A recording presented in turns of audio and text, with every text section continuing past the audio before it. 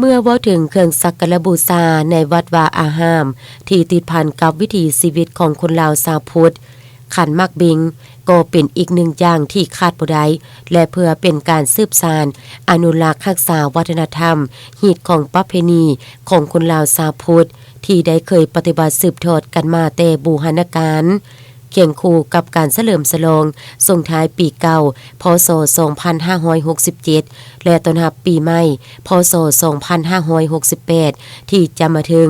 ให้มีบรรยากาศฝุดฟื้นม่วนซื่นพร้อมทางรักษาใดวัฒนธรรมฮิตของประเพณีให้เคียงคู่อยู่กับสังคมลาวตลอดไป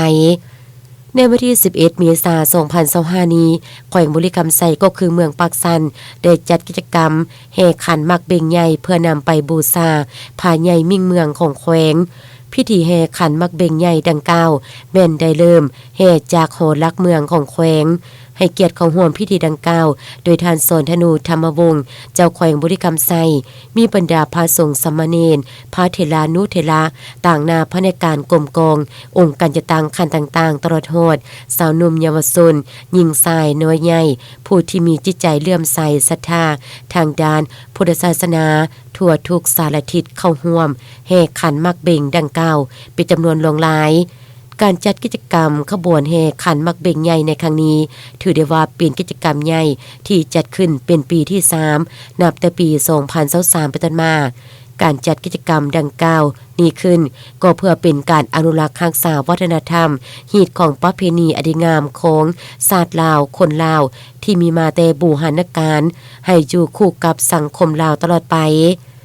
นอกจากนี้ก็เพื่อเป็นการดึงดูดนักท่องเที่ยวให้หลั่งไหลเข้ามาเที่ยวภายในแขวงบุรีคำไซให้นับมือนับหลายขึ้นคันมักเบงคู่ดังกล่าวได้เริ่มเคลื่อนย้ายออกจากหอลักเมืองของแขวงในเวลา 7:30 นาทีเพื่อมุ่งหน้าสู่วัดบ้านอนุสรณ์ไซด้วยระยะทางรวมประมาณ 2,000 กว่าเมตรบรรยากาศในการแห่ในครั้งนี้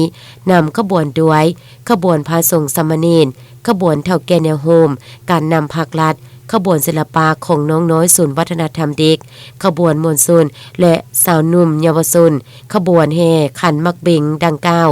ได้เดินทางมาฮอดวัดบ้านอนุสรณ์ไซในเวลา 9:30 นาที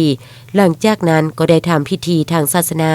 สูตรปริตามงคลไหว้พระหับศีลถวายขันมักเบงให้กับพระสงฆ์คารวะหับพรญาติน้ำ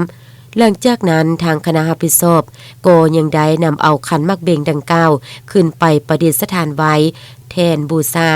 ข้างพระใหญ่มิ่งเมืองของแขวงเพื่อให้มวลชนได้เข้าสักการะบูชากราบไหว้ขอพรจากสิ่งศักดิ์สิทธิ์ตามความเชื่อถือเต็มอีก